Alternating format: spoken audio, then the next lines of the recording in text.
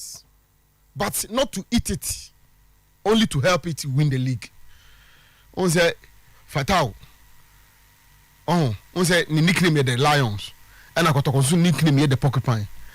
Na say ka lion de nko tisi mura musa na ohun abo bia na je nka o de nsi bubu mo de akwa no ba Fatao de so aba so bo akotoko ama ambition some beji league no etimi abam say a lot of experience, especially from Okoye United to Ash Gold Kodna mama no nia DBP mu Nigeria mo ne the friend say Lagos cities no. He comes with loads of experience. Of course, Amaru say he has been a Blasters #1 before, and or recorder or Cristiano Ronaldo powerful shot. The two horn nothing will jumping. Till Lion no at TSC Krumwa. To say idea. It is a Lion at TSC Krumwa. To say idea. The crash of the presidents over Chris Hilton and Otto Addo. Na the drone there emoyedin. Na ama for year survey it was social media no, and only say it was one of the social media experts e fi hanu papa ya oti we Stevenson yeah. Chris Hilton e was 82%.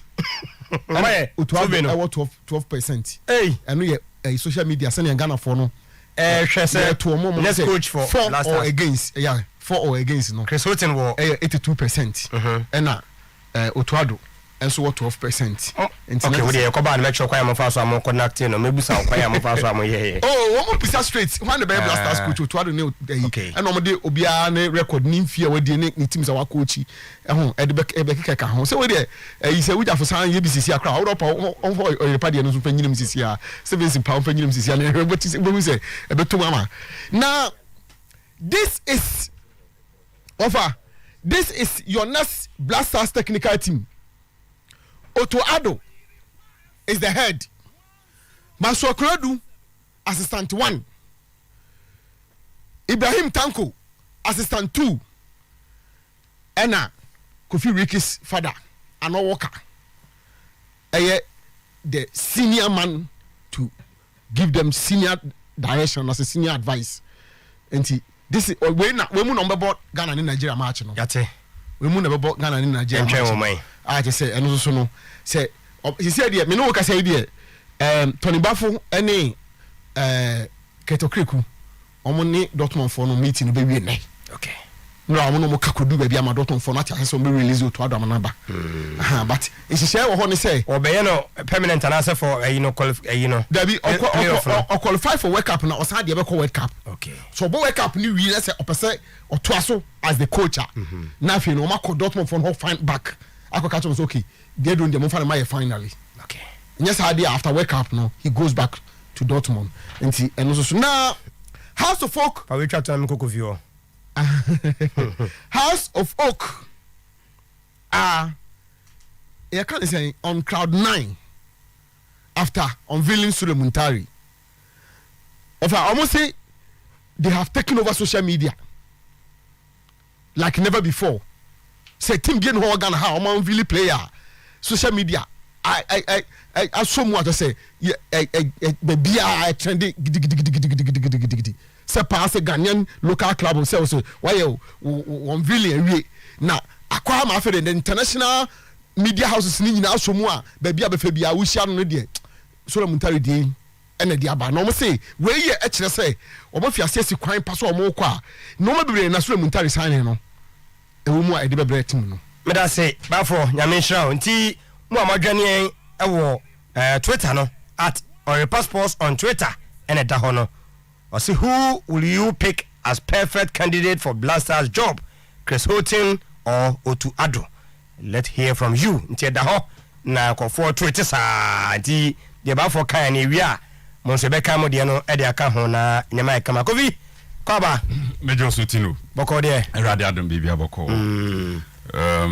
ma menchia minim omo frame from a distance and them do Tech Junction pennyphobia frame. I want to believe some staff over there.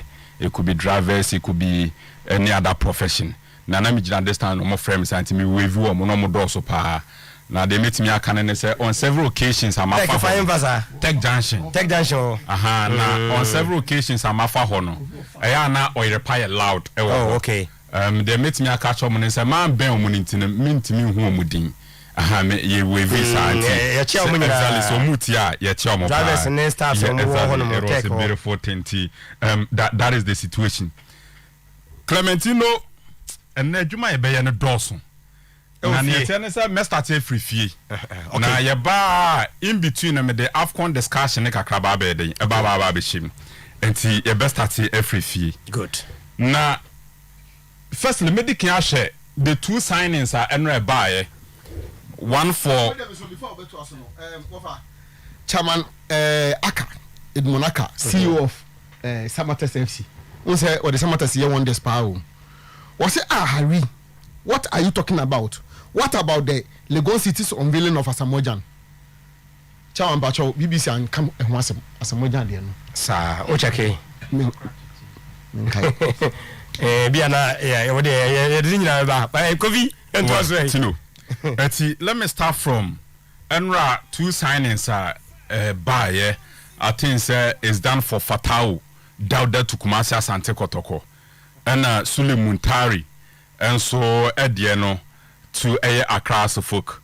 You have a chance to Kotoko Bay official and no Kamebe Kano. Fatau the end Nyanya official and Kumudi DNHS is 80% done. Okay. And it's football and TBB. What is that? Of late, Kumasi Asante Kotoko ewo kwan on purpose on betom faso ye sa unveiling and to so kan so mene media mafunya issue kakra bi okay on Justice Blade ne had the exactly omo na wo so mo ye no ma bebrebe so that is the for Kumasi Asante Kotoko nti wo kasa jina no asule e training na born again ye ho adwuma on Facebook no fine Accra so folk first see this is one signing na again global recognition with respect to international media. A report on Abrante friends Sule Muntari ne signing na Odiababe Pim ewa Accra folk. So the signing of Sule Muntari, it has gained global recognition. Say Ewiasia fana nyina all the media outlets, international sites nyina. A report on Sule Muntari ne signing to Accra folk. Now let's start with BBC DNA first. This is BBC. Sule Muntari, Accra folk signed Champions League winner. Sule Muntari. Where they are on BBC? Where BBC no. Okay. First one, one after the other. Okay. Sule Muntari, Accra folk signed Champions League winner. This is BBC. Let's move on. Let's move on to the next one. Then let's where you go for Africa. The go.com. Former AC Milan and Inter Milan midfielder Sule Muntari has signed for reigning Ghana Premier League champions House of Folk. The club have announced this is go.com. Now, Yanko Sky Sport Italia. Sky Sport Italia. It's a Ricky. I just am na mekan. Na matome boase na matum boase achirichirim. Muntari in campo dompo. Et Sky dey eni mpacho. Munteni. Mi wi ametome boase asanso achirichirim. Muntari in campo dopo 3 anni. Tesserato Pegli House of Folk in Ghana. Once again. Muntari in campo dopo 3 anni. Tesserato Pegli House of Folk in Ghana. Bro, omo pa chire nyina ni. In campo ne chire se camp, to mo ka se campo ase pitch, park, okay. Field. Ase waba go pramaso waba field so. 3 anni dopo 3 anni chire se after 3 years. Dopo 3 anni chire se after Sule Muntari after 3 years. We are back to the field, campo, field. We are back to the pitch, park na so. Good. Tesserato, see a case Tesserato na. I say Sule has registered, will register Tesserato. Then Pegli ne chesa was signing Ediama Accra so folk sign Pegli.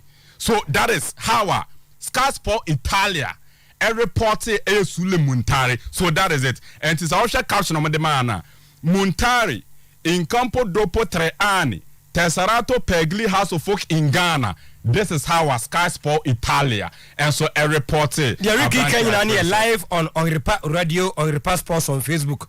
2 person who Italy Casana or Potonua Montari Campo Dopo Ani. 3 anni. Just after 3 years. 3 anni. Okay. So Clementino, Sky Sports no. Sky Sport Italia. Okay. This is how almost a caption the signing of Eye Sule Muntari to Accra House of Folk.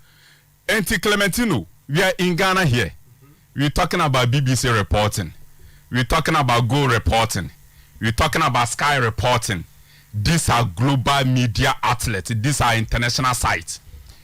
Now, interestingly, so offer Sky the end of reporting here on Sule Muntari now. But for Udim said the last 24 hours, all the tweets are Sky for a reporting or almost site or no, almost Twitter page or no. There a lot of likes pa Sule Muntari there no. So offer Sky for report on my year on a more official Twitter page in the last 24 hours wa be pebiano ubetima kwa check it. There a lot of likes or more reporting because Italian unit no they report on Italian players or many stints with Italian players and a lot of Italian stars or my report a lot of about Brazilian players, Juventus players, Vlahovic signing, all of these things on my reporting now, none of them and then more likes than Sule Muntari caption now or Modia Mayeno. But for 4th November 2020 and I also wear him for how many true BBC was say Kobak House Jam Ice Blasters collab and coaching rule upon Ghana return. Okay, so that is it. And I think sir on it also and Ghana return. I say Ghana return. Okay, was on the brain in here. Coffee to us over here. Yeah. So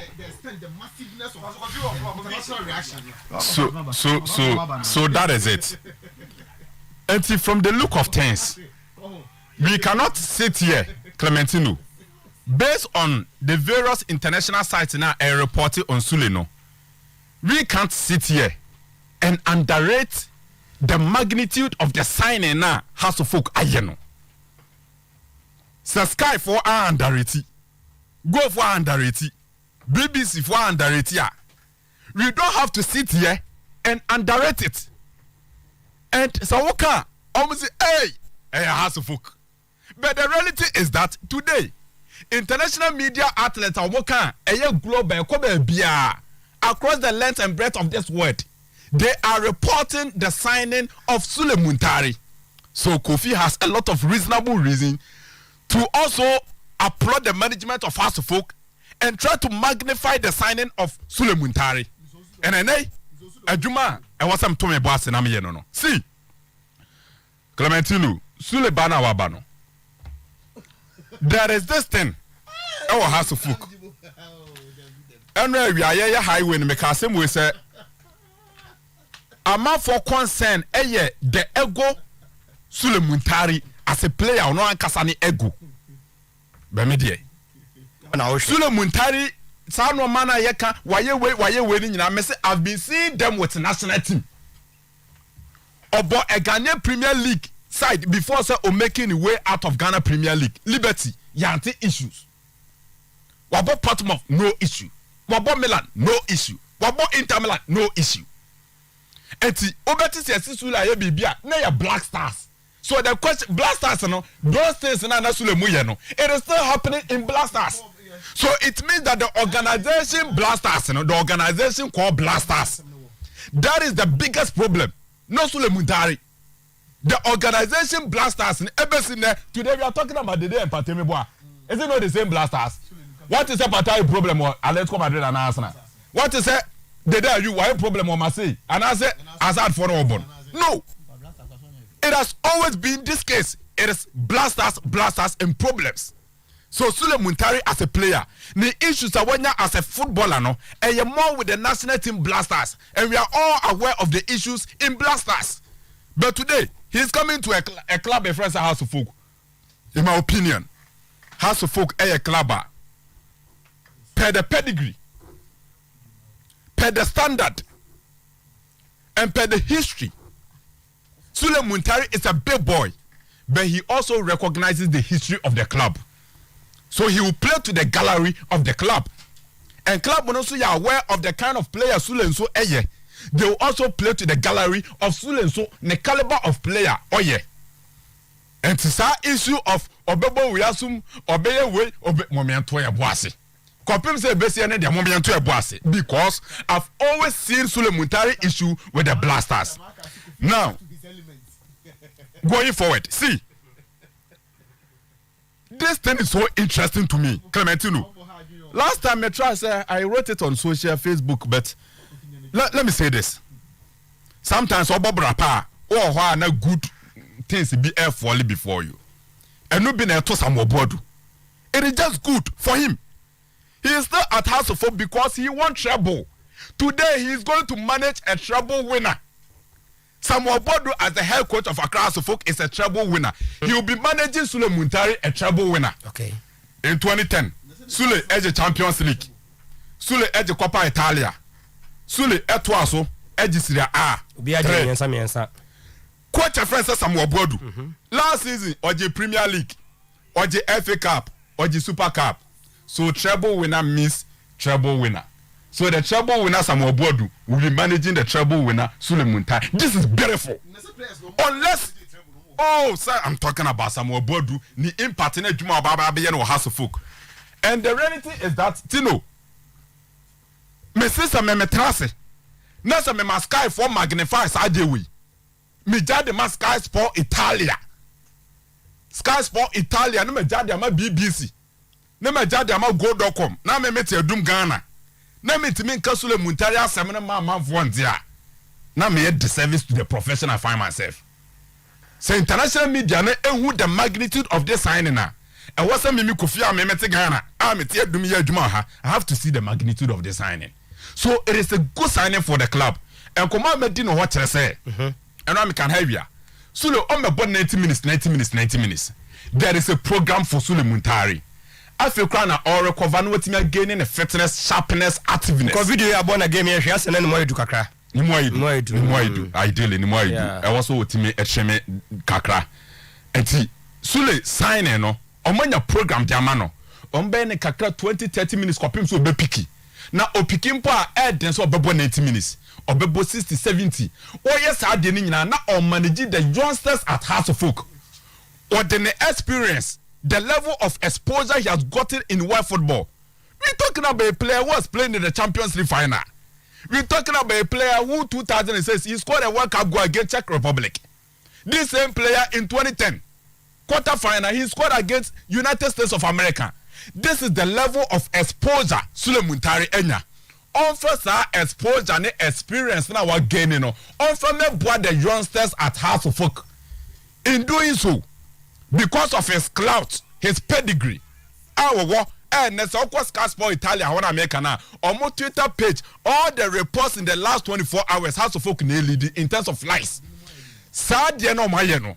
And then Sule Muntari as a player, he will become a marketing tool for the club.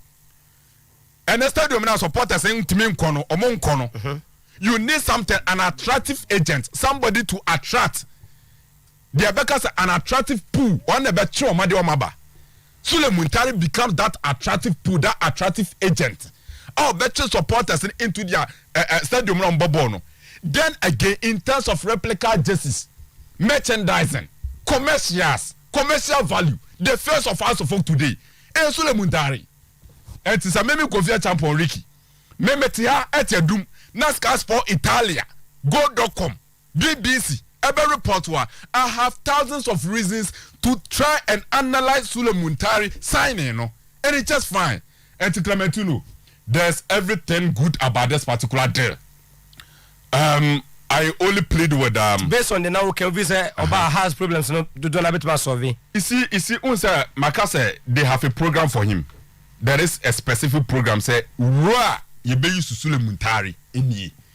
It is so defined. Say you be use Sule Muntari. In my opinion, I think say Ro no more define it Sule no. And kakra 20-30 minutes copy so be picky. Or picky 60-70 minutes. in doing that and na or try to control guys and not the experience and boy Salif Ibrahim mo so what as here Frederick and Sabo Chemo Kopim said this place and ever pick a lot from Sule Muntari and in a whole I think that this is one sign and aside House of Folk as a football club Ghana Premier League should embrace and applaud the signing and the House of Folk haven't tried to sign Sule Muntari so we are FA president we are Ghana Premier League follower now Pierre football ni ya this signing and Kasa put everything aside now we imagine Clementino on the 20th of this month House of Folk ne Kumasi Asante Kotoko then you see Sule in the dressing room say obe join the first 11 and also obe beach the Sule impact in House of Folk Kotoko game this is something Kofi has to talk about it. For 2 minutes we now that is the situation with Sule Muntari. And yesterday, you know, the buy no, or more artwork and make a it's a beautiful artwork. So artwork no me announce and we are born picture now the two this year. It's a beautiful artwork. And no more yeah. So I think said there's every reason. Yeah, this one. Okay. Papa, the social media handlers of the club. And among my a very neat, well designed artwork for the unveiling of Sule Muntari. And I think say it's just fine in that regard. Now, Clementino Kumasi Asante Kotoko Ebinya Fatau Dauda Sibibia Ansa sometimes na football clubs bi omo yomo no ma no o tie kira won tiase nti ebia mo beye sa no ma na wi ahuruwe fa ne nyina ato nchen be Clementino Kotoko Lusu Razak Abalora right they need a replacement. The club has seen a very young goalkeeper, ni quality ni wasro in Dan Lad. Inti betimi ama Dan Lad aye number 1. One Bartenechi. But we need an experienced, a proven goalkeeper. Offer an experience level no, and what these youngsters. First choice ene do say Juventus say Druba na Buffon at the bench na Agwane Renze. Chesney and that person. It happens all over the world. But the experience level of Buffon, say you go training grounds umpa. Buffon and you the experience no. And poor branch friends Chesney. Enti ube wose Kotoko se wakwa akofa fata won tiase. In the first place, in difficult moment as a third choice goalkeeper, Obaba be work up in the goal post. But some training grounds during matches, those little mistakes now branch friend say Dan Lad ebe no. The first person who bet me a friend no correct no I branch friend say Fatau Dauda. Ne experience level, ne maturity, ne exposure in the game ebe boa Dan Lad mo. So in my opinion, Dan Lad bet me keep the post no as number 1 for Kumasi Asante Kotoko. But the level of experience na Fatau so there bano ebe boa the direction and the dynamics na ewom goalkeeping department wo. So yenya no official but about official I said this is one sign na I was say you to me upload no for popular request na Messi no. Okay.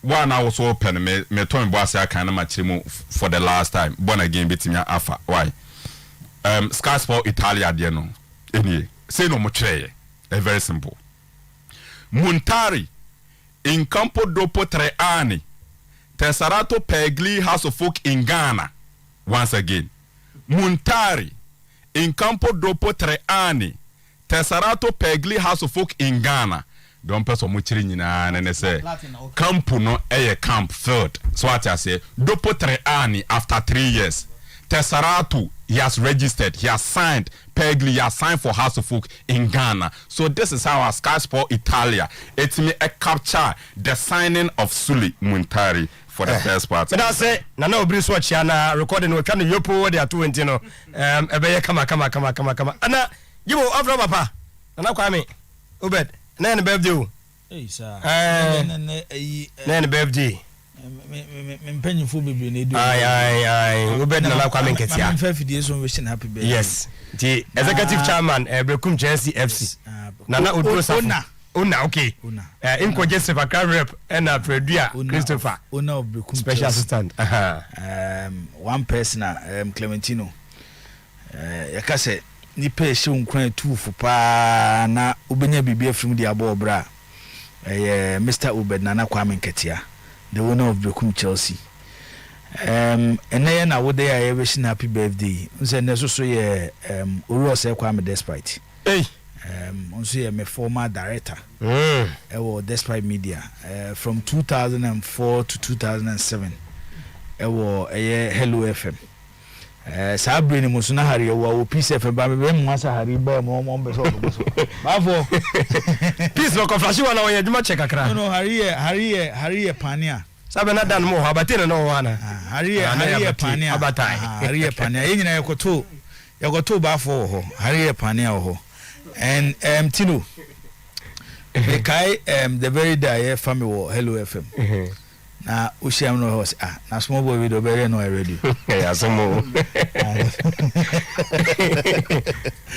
o say na small boy me kai wo Millennium Plaza e wa square o say na small boy better no ya juma until first day second day o say cash we there who are dama ba be din kwa hunu bi no yes and one person also so when you get opportunity to work with him a lot of experience na beginning I sometimes we feel say be adwuma no nka ho ba wo ha wotimi fronti ade we nka wo ye ni se ankenye sa yes ade we nka ho se ye ni se ankebeko nti ene special day for Dr. Kwame Despite una edema the Despite Media Group and afina na Kwame Nketia obenna na Kwame Nketia una edema Brekum Chelsea Football Club nti yem fa fidie so na yem we show mu na happy birthday obi so wo di ni birthday bia one fan di ama anase onye opportunity bi amfa ma no me fa pro waya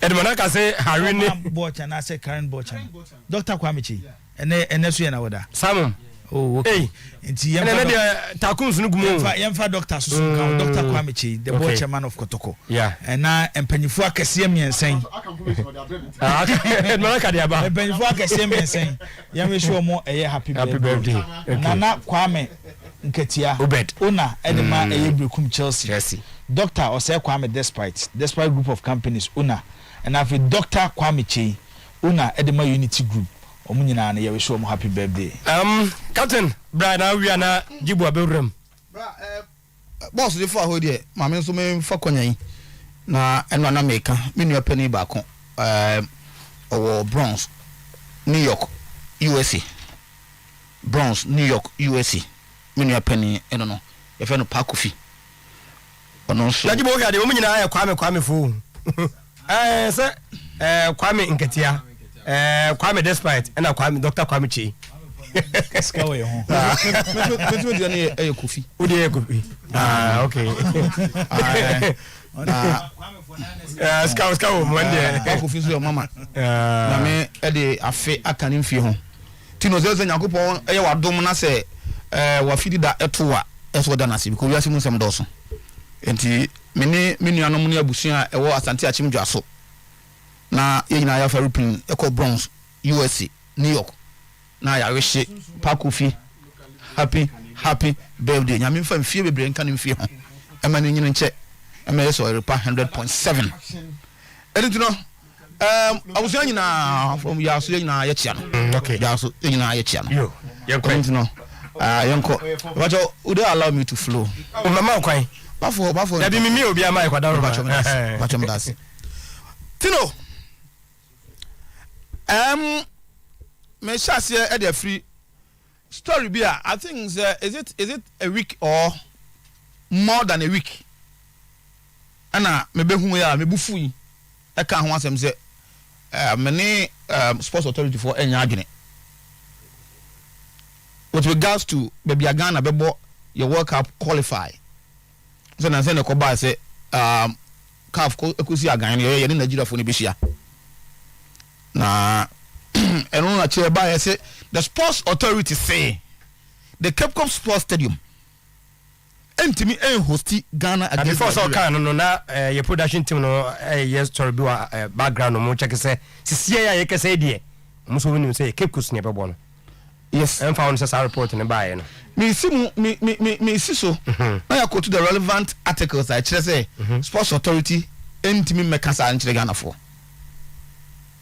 na abattress me point and I make say ehu hia say ne afi na be sha senti Mr. Edmond Aka GM for Samates was say ne sofo nkoko presbytery sofo da no a presby no sofo da hono no na Kwame Frimpong tina Kwame for na kwa the whole nkoko okay Gideon Kwame Boateng so birthday hey what's your Kwame o that is only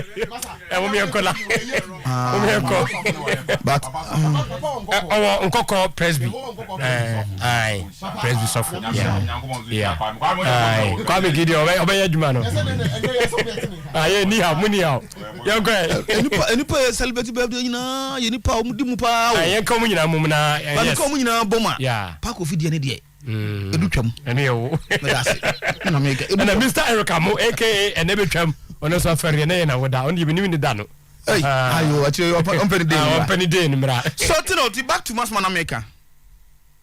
It's not about say Ghana Football Association Chiroko CAF. No, FA Chiroko CAF. And Obiaka say be a CAF I reply to the FA. What is happening that when the competition getting closer, CAF for keep them update with the formation that they have. I don't FIFA and on also be a so the two parties are involved here, Ghana and Nigeria. And I says Hadian.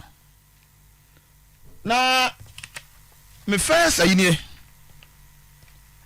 obuse side we are church say friends the Confederation of African Football CAF has declined Ghana request to host Nigeria Nigeria at Baba Yara Sports Stadium. Okay. Ghana and Chonkoma. I don't make emphasis Ghana and Chonkoma. Yeah, official. But a normal routine CAF normally do that when the competition is getting closer.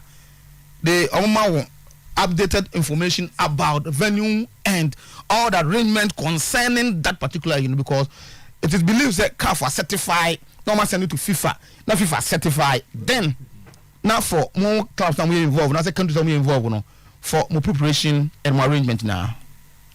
Anyway, may I call the competition rules no? Was it below is a full statement from CAF. The FIFA World Cup 2022 Iwa shobet mawuram.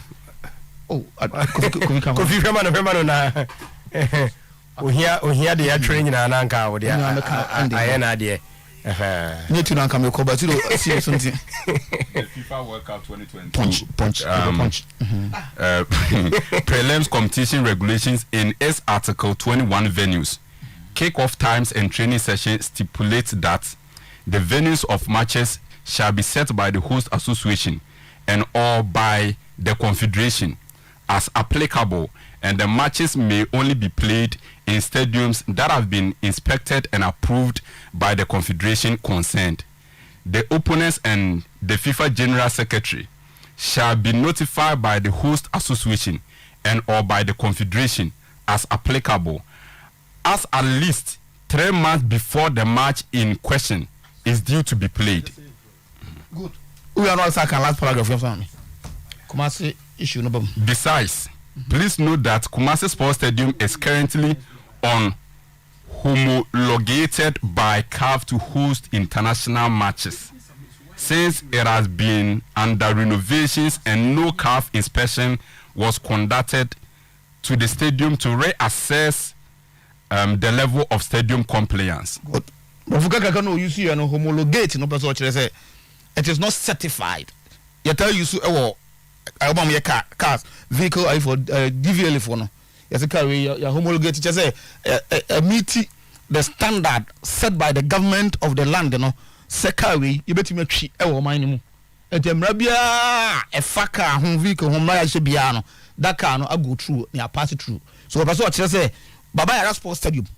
Enya dey a car for Oma be inspect agya tum because at that time omo ba inspection omo inspect no na Baba Yara Sports Stadium na ye hu adwuma nti car for ma back e me check ye ehun say Baba Yara Sports Stadium no enei are you ready to host international matches empo say next action kotoko bebo Africa they have to write for them to come and check what I say 2 I say overthrow a change venue of any World Cup qualifiers per the regulations no I say take it 3 months but so me ensa ansa na watch the akwa CAF na CAF for no amamko for be inspect no ma jatum et Nigeria for who so person almost sesa no Nigeria for somewhere in November and I'm trying to come out careful say omo venue a no mo dia mo earlier no omo efi say omo pese omo se Samsung venue no bon by fufuro and it was approved for them because already interval now from November to time about 24th omo dey 29th Ghana be calling 29th of March now I said that 3 months no and omo follow within that year and yes Sunday ma omo now Ghana then the end to me on top I was talking about the reasons behind say you be use to Cape Coast Sports Stadium I was 6 match abana be go celebrate I 6 match I Cape Coast say minim say was sana utua penalty bi wana say there no penalty nothing okay say penalty grab one menya aware of that penalty say no but penalty be mu a say within 3 months what I say 3 months enya twam wi a enya penalty say CAF ajatum FIFA ajatum unless I want to believe so unless there's something that we call force majeure emma yentimi mo bo no ho ade bia ebro efe no nyina mo ayi so say bia ye ho ani yese nyame mane masa Cape Coast Stadium abuagu eno de force majeure o mu ntimi enya efe no nya wudi wo control and don't betimi aye ho bibi but yes sir that reason they cause because 6 match e be no Cape Coast so many times I 6 match venues me know the reason why after 6 match 6th of March game 24th of March the park Nasa Stadium Cape Coast ain't me ready for that World Cup qualifiers. Me name that reason. No make it say I don't think say the sports authority no omo bua mine. That's omo bua FA no. This is not about the FA, this is not about any individual. It's about Ghana. So I say Chuma min tribune power bia you best say say in charge. Oh, don't forget on Tabiana issue by between sports authority and the FA minister Ebemu obey was CSA no better transbium. This is sad day no mo say dey baba sad day na. It will not serve good to the country. So that individual thing omo ya me na me say no. I don't think hu here. So ene ya ka for dia ban say say Cape Coast near burning. The sports authority almost have a trouble catch almost say because of 6 matches into me mana. It was needless, honestly. So I think that's why I said the FA did not right because the FA no they knew this. Omunim Sam ran no. And the man how much on metro e dey akọ. But I said the CAF normal routine, and they came to address that issue. And okay, I think say the issue no must be settled once and for all. Cape Coast and Ebeko on 24th of March. Now yakobo friends World Cup qualifiers. So whatever else on be no. So we are except park and get it ready by that time. Good. The son of Clementino and one many head of sports now. I know here Ghana ha. I know I sat in your between 5 to 6. Now find phone on nam so course one about where I was stories are air trendy. Oh my mupa no. Clementino number 1. Twitter hono. Number 2, where I want to go. I mean, me some Accra. It may be one of the jasa. Number 2, Ghana Football Association. Hey. Number 3, Accra House of Folk. Hey. If you are singing now, you are singing now, so Mason Greenwood. First. Another first. And I was okay. But why such players say omo ba team one? Ya na e ka ho asem say o branded team no. I say a ton team. Or more first match. Or more in the game. I'm all hoping say the Suleiman tell that you no that football now the my you know. At least want to me my to the topmost performance crana. At least half of that I think will be enough for your league, you know, and for Accra House of Folk. These are some of the things Ayana clubs no tend to benefit. And for example, financial striker business person. Na say oyo obi ade bi o Twitter so ya or call to check na say such information. That's a House of Folk and so Montari. That's a House of Folk all trendy. Na news cost na say ya. Say oye business no person na joton de bo obi ho a. Obi a ono me fan say na ni je cost of Twitter ho sa no he fa no be ko. Straight on hesitated to go to House of Folk to approach House of Folk say no, I want to do business with you. And the way a benefiter, a indirect benefit, I will be by signing what as Andrew Kotokochama will call a marquee signing. in Suleiman Terry. Not to talk about performance or the but I perfectly agree. Say Suleiman Terry. I'm for bet not to kese pa na se be san koso a se se mbokra ye san na ye try say o. So imagine say the performance no e ba na say your top level na push House of Folk at the beko. You see the point? So e ba say I can only pray for them. Yes, na ye kan asamoja injury nti e bia wantimi an trend this so say na man for yi ba say in November something BBC reporting how reporting and that stuff. And then Kofi e kan Sky Italia at the eba BBC and all the big outlets no at the eba out. So I can only pray for House of Folk and so Muntari say obetimi amma that performance at least House of Folk will get their money's worth. Now and also a pave way. Not only I can say young players name and nominate or guessing Japan win. These are players are normally Ghana to division 2 eba Santi Kotoko. You better say almost back I understand the seniors. By nay almost take Santi Kotoko by storm. So it means he say I'm not for a fat young player from lower divisions no. It's going to be heightened for that matter or will go out to search for them. As you know, say Abasaya with Suleiman Diaye any the cost if Fatao work by the way say cost it's going to help. Now the difference between the two signings no. Because as I look at for I so loud on Fatao you know. Once the House of Folk supporters are in a jubilant mood no. Cut off what sir. But now me share the essence of signing such a goalkeeper. I think it's good. Because and I know I can say Abalowa Kotoko will definitely need a goalkeeper. Now Kotoko I will trust in this young chap. What's the name? Dan Lad. In order not to jeopardize the opportunity and the chances going forward now, you will need a goalkeeper or a matured reliable. In case of need, in case I could say the two goalkeepers no anyhow we here will be a man hold the fort. That's a bakokra in every game you need two goalkeepers. Say bakokra and your fit. Na say odi Fatao dear chira so I got some bench so or koda. And in football, at any point in time, the player or team bench no must be as equally good as. So not equally good, must be as good as the jumper goes over.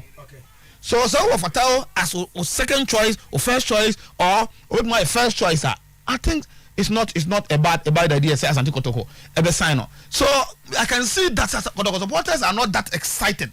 I mean, who say you know official for now dear. Official. Some official. What does he? Yes, it's considered by the me down. Oh, normally me say you kromha. And I said Sentia Ebia me so unhuna jeno me to me man from who say goalkeeping problem now and yet dancer me it's not about anything. It's about your anything no. Any support on your my crown. But more lad. Of course, that's why I mean that's the first choice. I don't know. One area before say nobody must take the management and I'll go for Fatao. I think say a decision may at any point in time no. Okay, that such decisions. Jibo, Masaba so kabi yebo na kaba. Na de wasi show. Wasi show ko.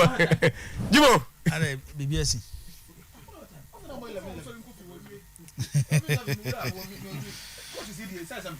Coach bay.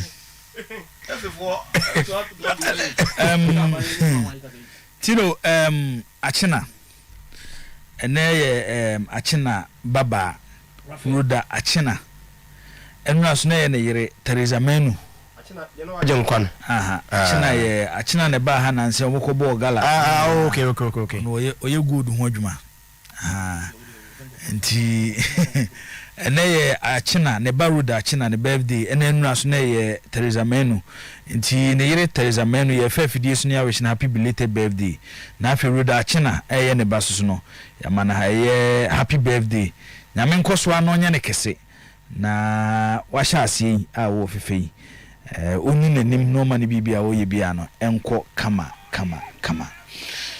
Clementino the darling boy then the AFCON semi-final the first semi-final is between Senegal and Burkina Faso remember so anope na me ye little consultation kaka and emuna no and it looks like nipa bebe ni fu say as a Burkina and Cameroon deserve a final more than Senegal and Egypt. Amon. Aye. So as me huno. Okay, we are doing deserve by medium huno say a bit man Senegal Cameroon. Senegal Cameroon final. Final okay. Senegal Cameroon then is akwa 2002 there no. Oi. Okay 2002. Na Senegal gino mo na so. As we there Senegal that was Mali 2002. But eventually Cameroon defended on the title. Yes. For no match Ghana Nigeria 2000. As Nigeria in the final Aje and on be defended 2002. And that was a strong Cameroonian team being led by Renfrew Schaefer. I'm say the late. You see why late? And transfer. The world of the Ekano. And Senegal is being led by Bruno Metsu as their coach. And one of the finest finals are Kenyan African football, packed with top stars exhibit of football at the highest level. Almost also they called the World Cup in 2022. The sad aspect of it is that Senegal performed better than Cameroon and the Cup of Nations. No? Senegal be the second African country amukobo in the quarterfinal of the World Cup as Turkey in the quarterfinal. And Cameroon is free in the group. And nominate Germany over the same group. No, it's Obi a Cup of Nations once and how a semi-final between Burkina and Senegal no ABC Ako. On the dynamic I say, watching Senegal's second half performance against Equatorial Guinea no. A best game and also my best half at this tournament. The Senegal team no Clementino and my countries be say no mudu stage and who say from Cup of Nations no top stars AU mo the knockout stage. E hopa no mo kire mo bobre. Even though there be a say my Cup of Nations me dear the best individual performance be a superstar there my what Abedipele Edemaya at Senegal 92. Ebesin ne me hwe Cup of Nations bi obi abobot said the Abedipele ball 92 no. Me hu bi da. Ubetimi ayiku Abedipele Senegal 92 performance no. Even though stages ni different by individual performance ubetimi aka say Maradona 86. Zidane 2006 in France. Franco Baresi 1994. O say omo performance na exceptional e da musonko. I want to mean for player bia ntoto ne ball na obo no. At this tournament, yenya stars are by their pedigree, they call tournament, not by their talent. 1990 was also fantastic. I'm not saying me equal to Abedipele, but I'm saying that another player who also gave a standout performance. Oh, he did well. There been no, hey, Masa, born Abedipele, no, born Abedipele. Cup of Nations, African Cup of Nations. Who said no? That's what all those guys, but Maja was super. The way they Abedipele individual performance at 92 are the best when it comes to the Cup of Nations. Abedi was a different player, and Medebi Amekase from 1991 to 1993. Abedipele was the best performing player on this planet Earth. The born no born Clementino ne was Rubibre. From 1991 to 1993, Abedipele born no was switching player bia. Yes. From 1991 to 1993. Where club football, national team. The national team I'll talk about 92. Club football, when Milan was at their peak, Mauro Tassotti, Paolo Maldini, Franco Baresi, Kestaketa. Omone team boy a whole season ni nyina o Clementino bobo season every nyina no ma consider 19 goals. Na 91. Tama ma say yi Milan in the Champions League. Ade Abedipele dey omo no. Unya player bi obeti akoye sa ade no. And wanya no France o in Italy. Mase ko share Milan 1-0. It's top players of the game Abedipele share oma. Like 93 final. These same players were there. By a real game no, it was Abedipele night. It's players na no mo wasoro no.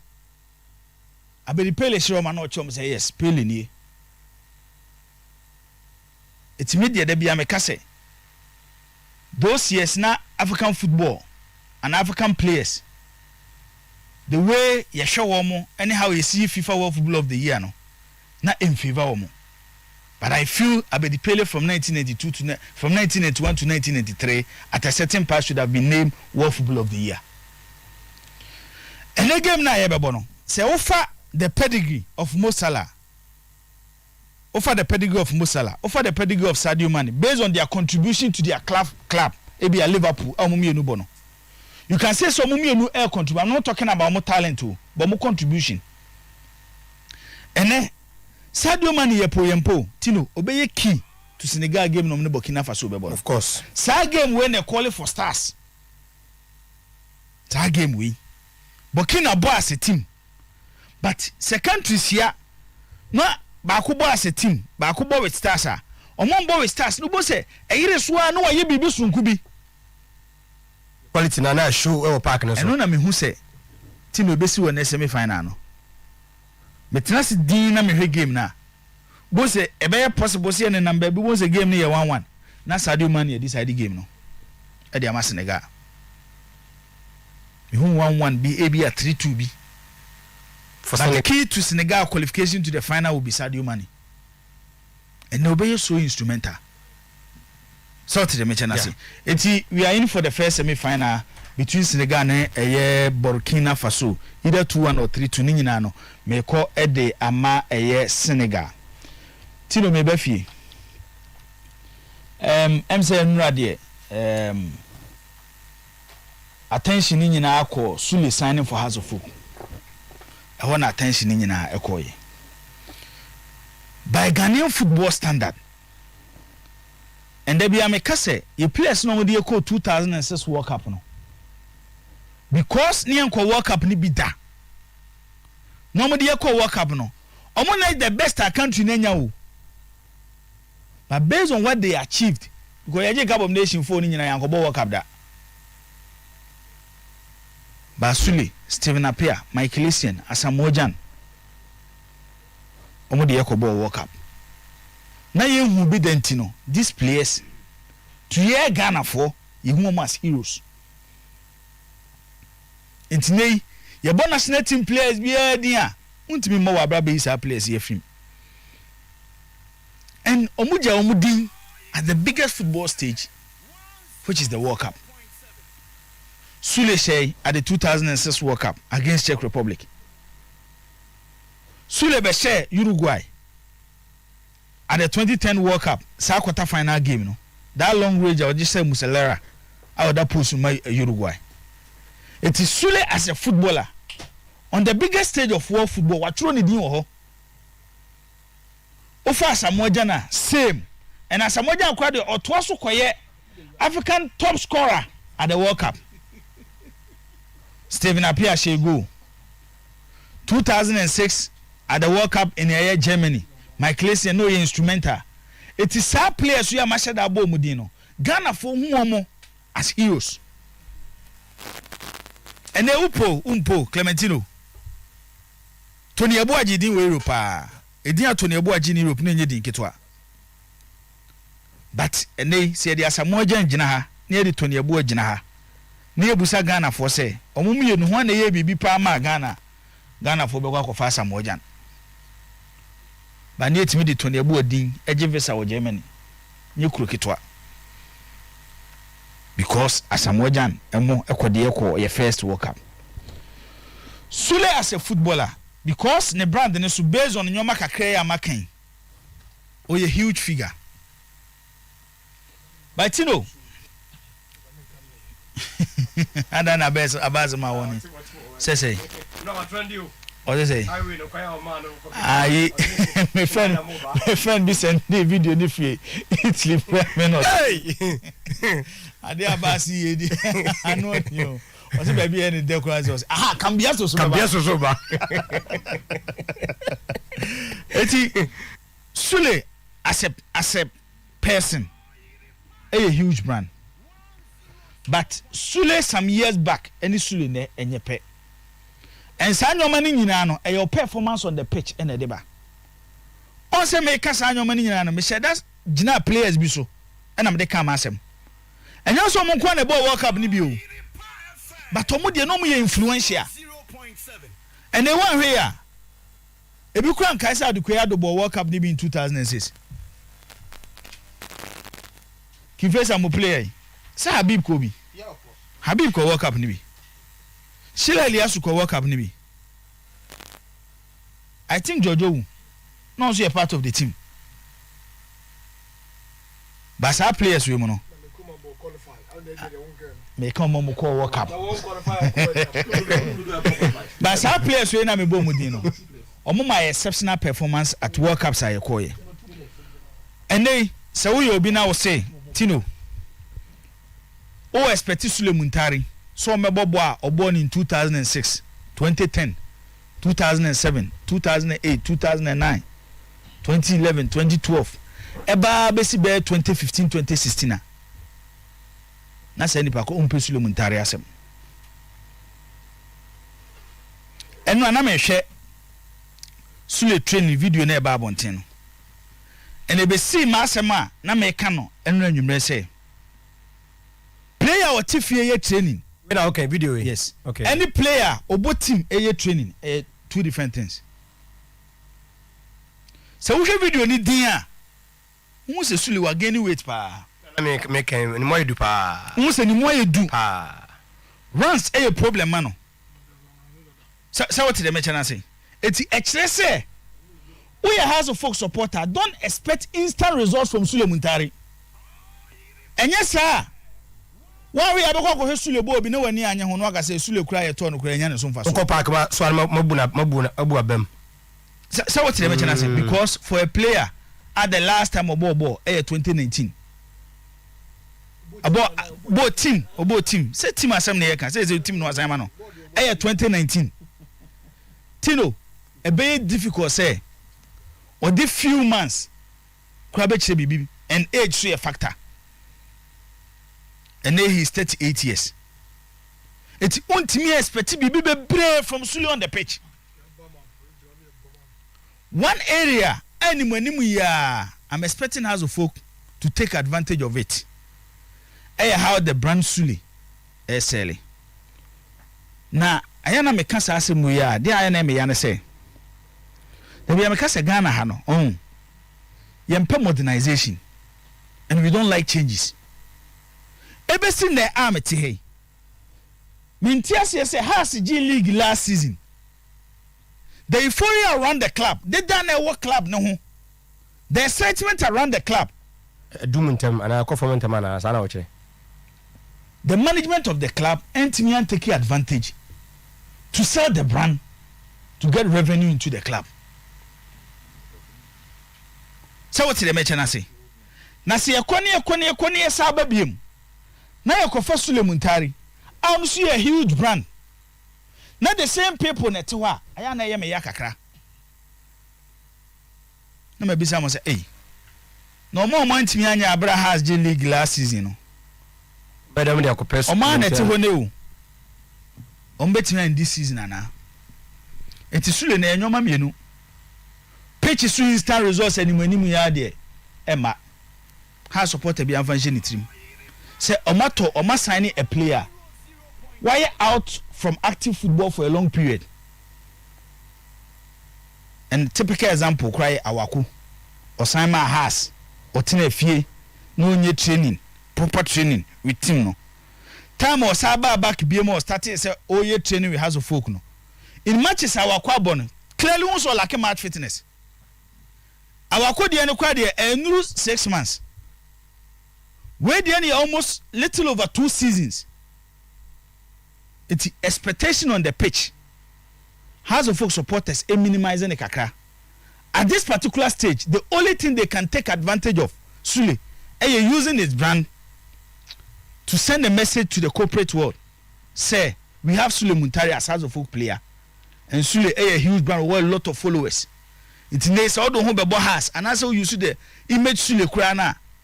Now obeka has one, you can get something from it. But pitch results there, omunya botre. Another area of Sule Muntari. Oye who are you? He comes with controversies. And that is how our stars. And yes, Sule Nkwa. Messi Barcelona. Barcelona for one problem with Messi. but omo manage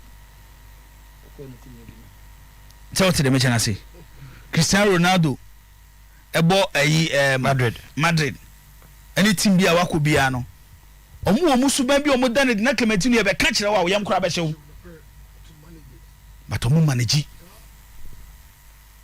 because at the end of the day so betimi the pitch resource aka ho dia adeti na nyoma na wo ye no o manage no ma pitch resource so what the mention say and nay a big test Edema has technical team no and it has management Sule no ma sign no a big test na Kofi Kasano say Sule nyoma nyina o ye national team anya national team nko a AC Milan is a big football club. AC Milan is Torino. I'm 2014 or 2015. And Filippo Inzaghi yi Sule Muntari free. Sule ba no Ronnie Jesse. No two Jesse ni two form. Meba. How he did it. Milan fans at the demonstration ko Milan training grounds or Mompamu Sule free team nim because what disrespected club no. But omo try manage ye so what the mention say it ni suban na ye kan ho asem no enye only at the national team club nyina wo ye etinei asai Sule a huge brand no me hwe nipa no mo has na they have to find a way to manage Sule Muntari. Can they do it? Can they do it? Because but watch back the kind na asampa uji league abra has G league na go be 8 years and about say ye me nka 10 years on 10 years nenu we dey na kra na wuramu ana munu baji a at least ozen ka ba na ye ka sponsors be menu miense bi ti anya hwe na silence a say Sule di at least unya bibi free ne so e boy e be dey kabi no sound to so one silence you know say no mo sound omo the relationship with clubs in Europe yeah omuji league you know yeah so any silence and maybe I said I was expecting no I don't know this but they done something Jibo na ba for way me dem am to aso me ye ebetwia ko e eya ebetwia ko e ma mento aso me ma se ma me kan nyina ne tietie nyina ne say because of how big a club na ye no and looking at nyoma na omo ye no I will keep on saying it. Togo should get the right people to run the club. And no dear, baby, I'm making a beer America. They can't do it. Omuntimi yet. And no match as Omuntimi yet. 0.7. Tino. And run also and a Sule, the teammate to a national team. Fatau Mohammed, Lion. Fatau Dauda, Lion. Yete say Kumasi Asante Kotoko I register Fatau as their third choice goalkeeper.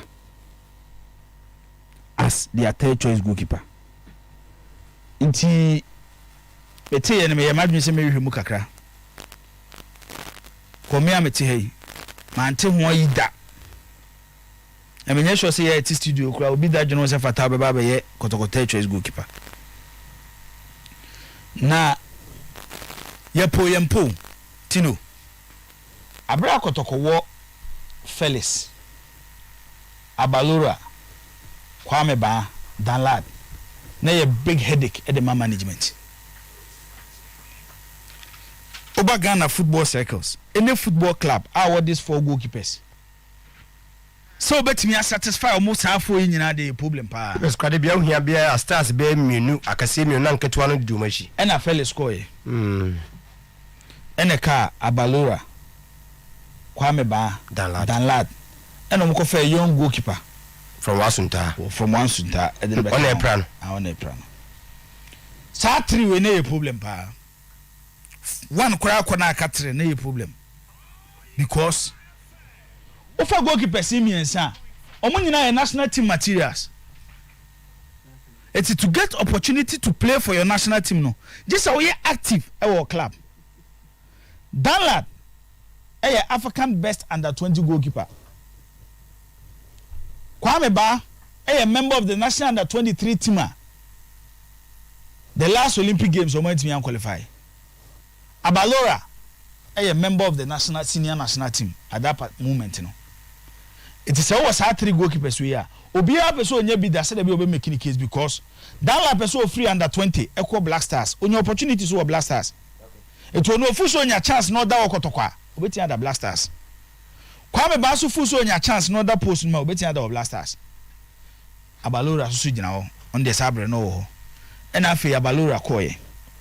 Say goalkeepers 4 2 were free na ba beke 2 a. Management be a pass it to sa headache na. No one starting now use ana. And they based on the economy, may assure us and talk management. Keepers always say no. See a number 1, they will put their trust in Danlad. Instant results and the future. And when you obey results, because of Oswenti, Echina obey my results. It's Yabeka 2 goalkeepers plus third one was Suntenino and also probably out of the season. And a possible crash by 1 year out from football. It's Kotokoboko with 2 goalkeepers.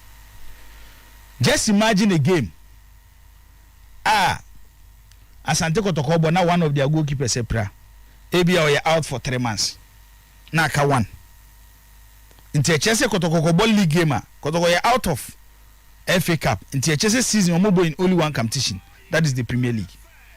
Into Kwaka wana one be substitute to 1 akano. 2, not to create some past problems no. Goalkeepers do say ne be accepted. Some be their choice. So on the oba on play ne ho say. Me kwa ko compete say ya mama na post ni bia mekasa. Then looking around, as at 3 days ago, na Asante Kotoko I concluded on an international goalkeeper. But later stages, transfer net me and go through because keeper and so offer be fufro. It is here look around that when you bet me a fan. Fatal on-call retirement, but only club or unattached. Say any Fatal kasa, na Fatal so be accepted. I be choice goalkeeper. Any club in the Ghanaian Premier League will take Fatal. Mate, so what did I say? I think say based on what they have gone through, Adiabakwa management will not want to do again. Creating competition for their first choice goalkeeper. Bafo over. Feel about so. That's it. My train. Oba make a fit was some. The river ha. Tabiata kum. Boshe ba ha. Na challenge wa ha. Roman father wa ha. About so let obey edman in through. Ai ni na o.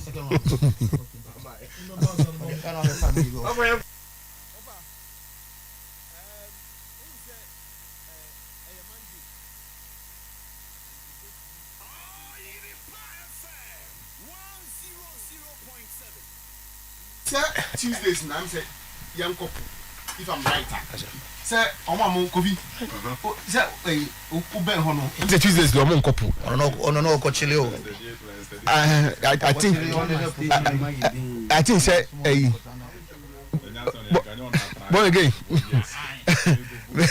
boy again quickly kona ko yejuma no now this is it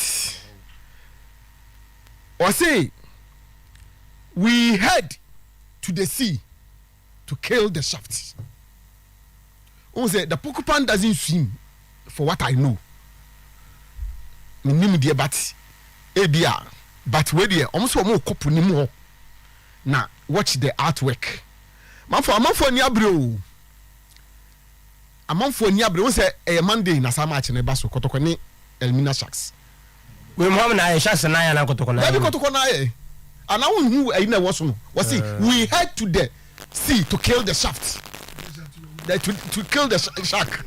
Shark ben na wu. Na wo de what was that? Dying shark. Dying shark wo he. Eti okwa onta ho hwe na na asese.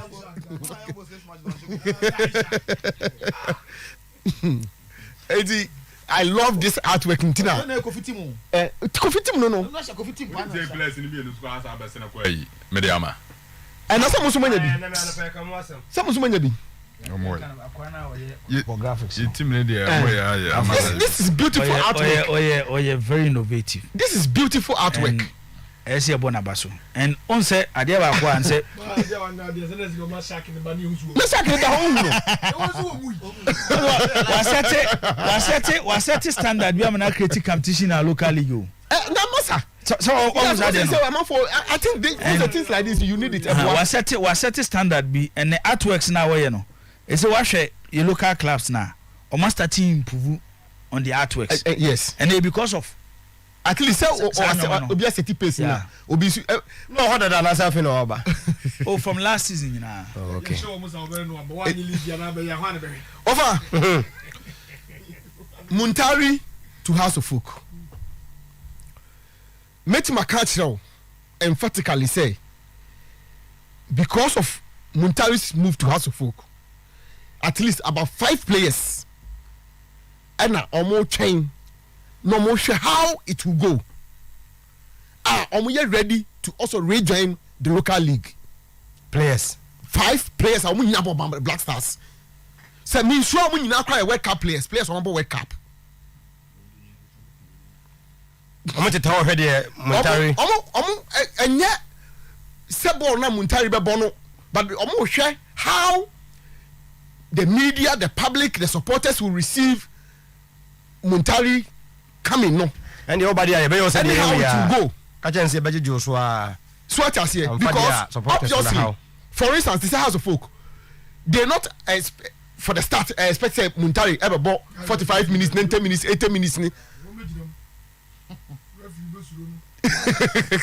So what I say, and Omujidi say Muntari ban over House of Folk, he brings leadership. When me say Muntari, ne who bet ban for so the entire league. And then I mean, who can say, in fact, information I'm picking is say, even in US, people have started talking about the fact that Muntari has joined House of Folk. Kofi every right up from Italy, actually, Yehudi, Ifoye, go for ye, Yehudi BBC for ye. Nya House of Folk Nkwana, bomb my project in the Ghana League, you know. And he said,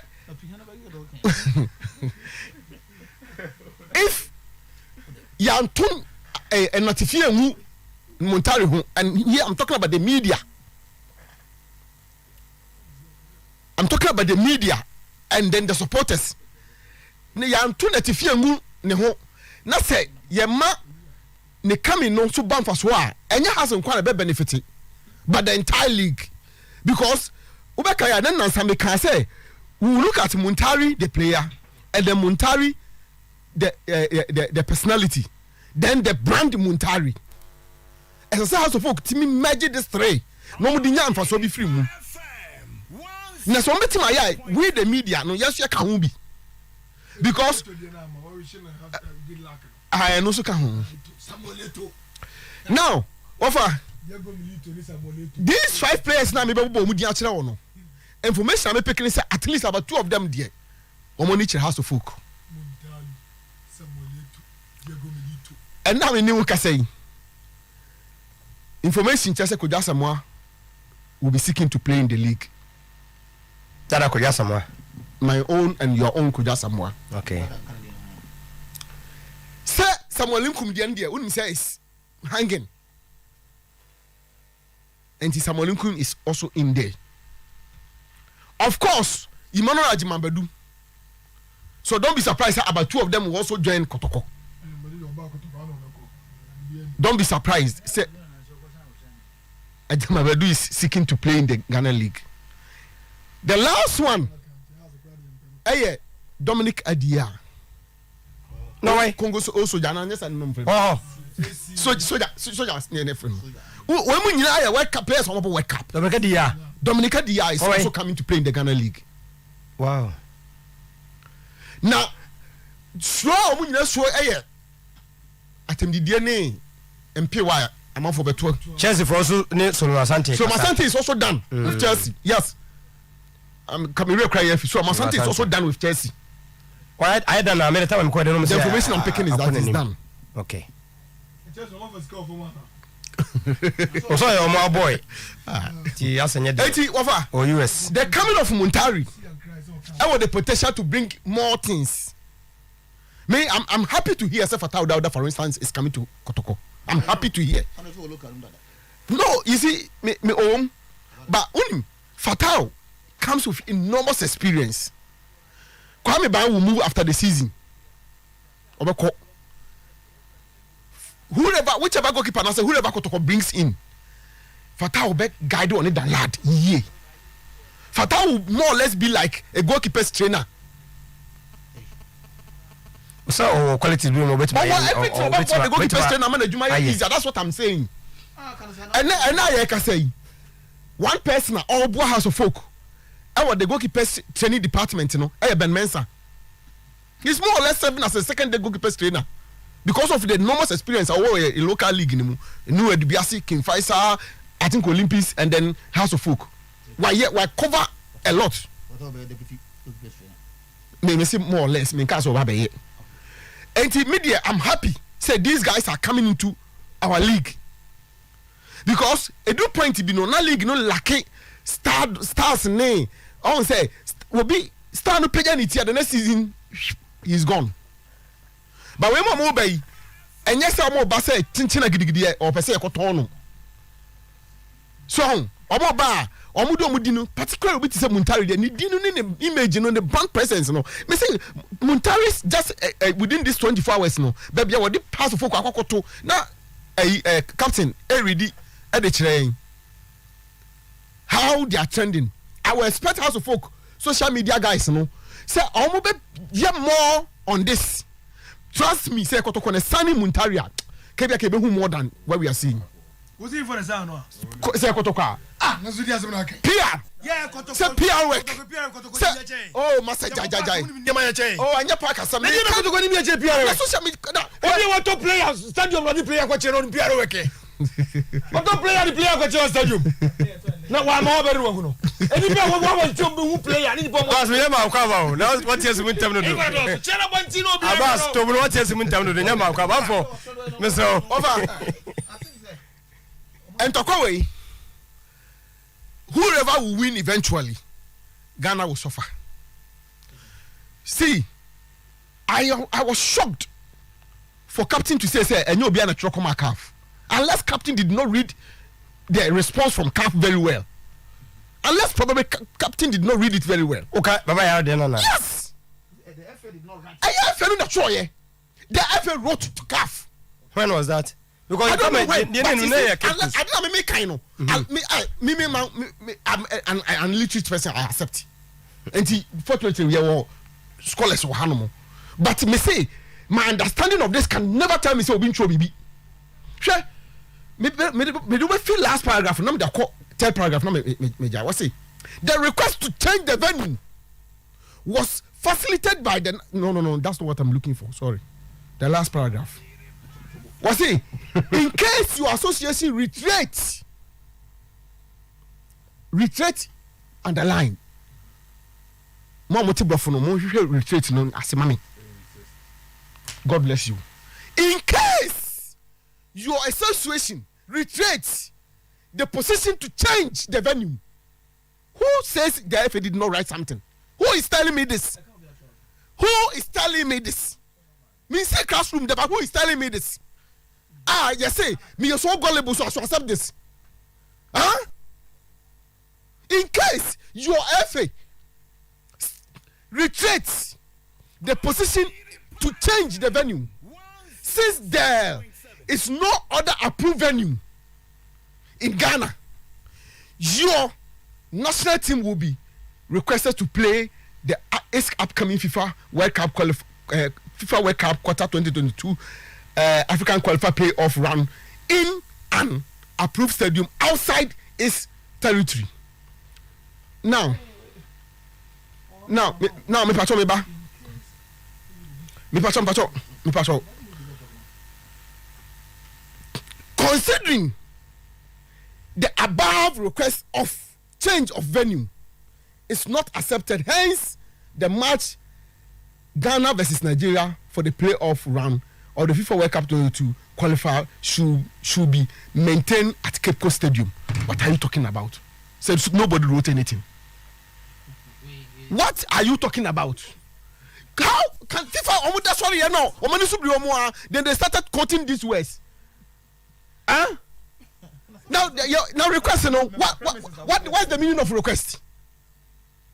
What is the meaning of request? Please don't use the word reminder. Please, with all due respect, because I understand reminder and understand request. This is not a reminder. CAF will have, or whoever wrote it will have said, I'm reminding you that your match is going to take place at Cape Coast. They don't even write this long thesis. If it is a reminder, they don't even write this long thesis. It's okay because it's about for. Me say, wait. Kamatuntum jamatuntum bi akosi ade we so kata we bibi wo mu sa wo mu efi anya enso epuase enso anya wo ho. The fight between the GFA and the government is getting to a point. This is where it is going. About ya na say government say on premier match no Cape Coast. Adan ya government say obedi 6 match. 6 match.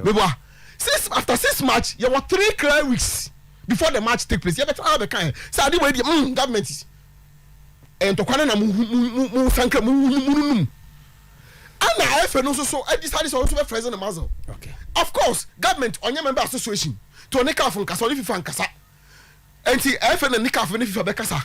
Government is say mobile bank no Kumasi. FN on play Kumasi so and everybody knows. A open secret. Who doesn't know? Said the FN doesn't want to play the match in Kumasi. Who doesn't know this? Me say bibi wo me say bibi na kopusu bibi. This is my suspicion. I don't hold the right. Don't I hold the right? I Piaro na your friend mo fa ho. Piaro na chasa mo fa. So akaza say after 18 days ye 6 match in we are 18 days later ye ball game no. Was still now pitch and any ready. This is an interview has granted with Ademu Mamenchao. They are watching the program. One message. Okay. So was it after 18 days? No, on Monday be on the pitch in the no. Almost the pitch will not be ready after 8. This is an interview officially he has granted. So, the voice in Bibiano I say. I mean, yes, I may not know that you on Friday night come home with the interview. I mean, sure say yes because I then Kasana send the Bremen. So that the situation, no, and I have said no. What are other teams? We are still battling with who leads the blasters. And it's serious. Get money Otuado Monenamno. Creativity that's what the government entourage and our voice and energy bupes here to me Bono is a confirmation that Chris Hilton will be the next coach of Ghana Blasters because in 2018 Saturday I go for Chris Apia above a second camino. Ya nini din komo wa fidie wa ya ahai adam ha ya o. Jibo se de ya ha. Ya no honorable chairman Sabonsu. Edin komo for about close to 20 minutes. And Okan said the government has decided said they are going in for a Ghanaian black local coach. Eventually, Kwesi Apia by. And then, honorable Yana Sabah. So, Chris Baba, get to a crack with Asonam Utuado. And I pitch and swing with pitch and the Baba Bono. You do stadium credit. Five stream and Enra, Chris Hilton, Ekoye meeting at the Jubilee House. Chris Hilton ekoye meeting with the Jubilee House. Meeting mono it's been confirmed say Callum Hudson-Odoi say he apply for the change of nationality. The boy is ready to play. Onyenshia Tarek Lamte, but we share the family of Tarek Lamte. Also, no this situation here different from Callum Hudson-Odoi. Odoi the end will take time. By Tarek Lamte then they say to me any na obeti ababo Nigeria give me because my report say yes say who do Ghana passport kra say what the mention say enti ono so no communique call and say he's ready to play in our game against Nigeria. But ni na about with conditions. Boys we are comfortable to play for Ghana because of Chris Hughton. The entire mojo omo na ase no. From eno yi na mnya say enye Ghana no mo person be bo ama Ghana wo. But they don't trust our system, especially this FA. So what did I say? They don't trust our system. Tisi obi say Salisu. Nyama na wiai. Salisu at a certain point. Now we hear a letter from the FA. You cannot hear the portono. FA na nye. At a point at the national team here Seletino. Yes won Tieska. It is Salisu the yaw anyway ni mu. Tarek Clementino with the same problem. So what did I say? It's a system no and a problem. They want somebody and I FA for no. Tino, they know say they cannot control Chris Hughton. Okay, but faith homeopathic clinic me ba so na about also their mayen say any ade hun kwama from a warning ma stroke pressure and asthma ni nyina mu no na e hawo yenko ahenema kokoben Mama Elizabeth edin fidie na abegu wo de twen so do ha ne beba na krom ha dance na nkofo di fa ne ho no e dance papa 0244 583 859 Dorifa kick captain cha unya ne dia na just arthritis waist pains ni body pains no etu ase de man mo amopesa mo nom Dorifa Vigo Plus capsules no mo ntie ne ye udi tu white na sana be ma no so de sago no nu a ni nyina no ene sa mo begya empama global sabosome ebetu ase e de afro no Costa Misty Colinac Fedemens 0244 516191 tabia takum cheba for mchao ne anopai enyansa o mo na de tabia Mr. ne baye o mo tabia zaneke enso de baye sese de ye de wo Jensen black pepper turmeric and alfrade aye e ma ho system no eye den yade bia mo na afia saboa mo na ma wosom ho e wo mpem atede umpewe na apede tabia takum 0243686861 boshaba electricals bra nkofa begu ase haya business on about elto and kana onyama ba ko ni bebre mo amonam Malcolm Quantimpon straight no eye kiss and things dynamo one Republic Bank no and the din hwe ni mu chei ani nia Collins so e wo ho no Collins ani menu mu so wo ho Natural and Company Limited True Man Capsules be makojibi onkoma no beba so watu no ba na fafro obema no so fo na airphone usisi no company ewom si anu ajeje mu a eye True Man Capsules kojibi na muwa o tinata ke ba kenso o ke won kran Colinac and Danny Heba ewo kumase 0204 616 161 Roman for the Nedro was say enei Ajime Heba Mesha opeso 2 na say spinal cord no emu twon stroke no abdominal pains no emu twonwa eye Roman for the Nedro watu dim Ajime Heba Mesha 0243 115948 Dr. Lawson die wish anua no pan the virgin doctor no nkwa Nedro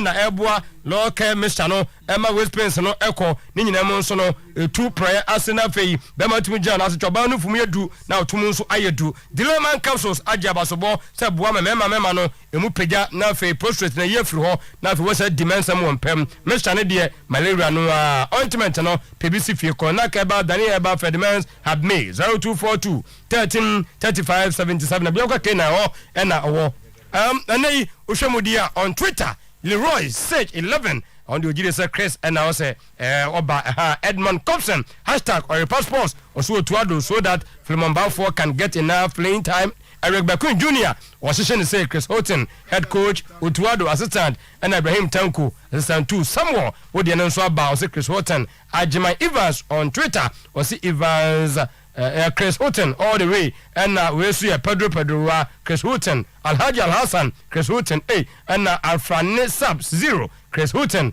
Andrews Asenso Otu who or say Chris Houghton all the way and Osikania branch odi naba Jenny Jagram Donko Uma Hartman odi so aba phobia no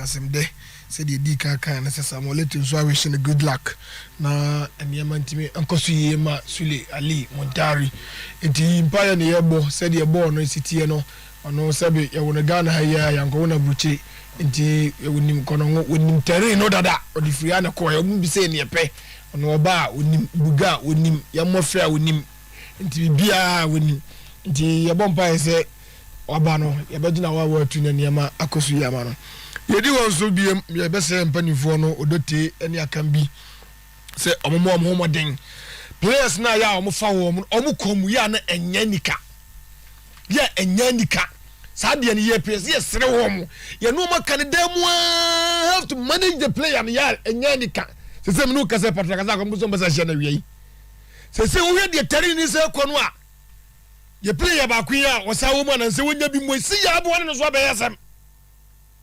wɔde sa radio ɔbɔtɛn anansɛ wɔn mu bi wɔayɛ rasta kakra bɔtwe yɛsɛ te wɔn bɛ sɛ yɛsɛ bɔtwe nso asa abɛyɛ nsu eti ɛbɛsrɛ wɔn mu sɛdeɛ wɔn si yɛ ti mu no wɔn nyɛ ne sɛ sɛbi ɔkɔfa akɔkɔ wi deɛ kɔsu abira akɔkɔ si wɔn nwane o wɔnwane anu wɔ kofi wɔn mu tu kɔngura mu yɛn mu tu kɔngura mu yɛn pɛ yɛsrɛ wɔn mu manage boys ni yie football na yɛ no ɛnɛ player papa bie ni baabi a bɔɔl yɛ hwɛ ɛkɔ 33-35 years bɔɔl ɔmbɔ ne yampɛ ne yɛbɔ ɛnɛ bɔɔl yɛbɔ yi a ampɛ player papa wɔyi yɛ awo deɛ ɔwɔ bi a ɛnyɛ fɛsɛn sabotwe wɔyɛ asate sɛyi saa abunwane no so abɛyɛ saa ne akɔfa foforɔ aba ɛyi ne yɛkɔ eti ɛbɛsrɛ wɔn mu sule die ɔmo ayɛ yɛgye tum by players na ɛwɔ mu dada no mo manage ne yie ɔmo nye ne yie na players ne nkam okay ne nipa wɔn a mo tie fi tete nipa na mo sisi anuru kee na ɛnyɛ nden na abɛka sɛ nipa nye fi tete o ti ase eti sɛ de ɔsi awu akɔnyɛ yabɔ mi ɛyɛ nipa so ba ano eti yɛ bɛsi yɛ kan sɛ obiara nya butere nyame adum adeɛ wɔsi nipa nifo ka nyinaa yɛ no bɛka sɛ wɔn nkum deɛ wɔn de ɔso gya bɔ ɔba no wɔbɔ kɔtɔkɔ eti yɛ bɛsi yɛ kan sɛ fata ahosuo aba ano so deɛ na yɛ bàjẹ́ di yẹ problem bá ní sẹ́ players ní ọmọ nhwẹ́ ọmọ yẹ ní ọmọ ntana. pate phobia abas mẹ́ta se yàrá yàdúrà wíyà ọbẹ̀ sábẹ̀ tó aso ẹ̀ de amamu yẹ kọ́ newsroom náà fẹ́ yìí ẹ̀ de akara tó aso good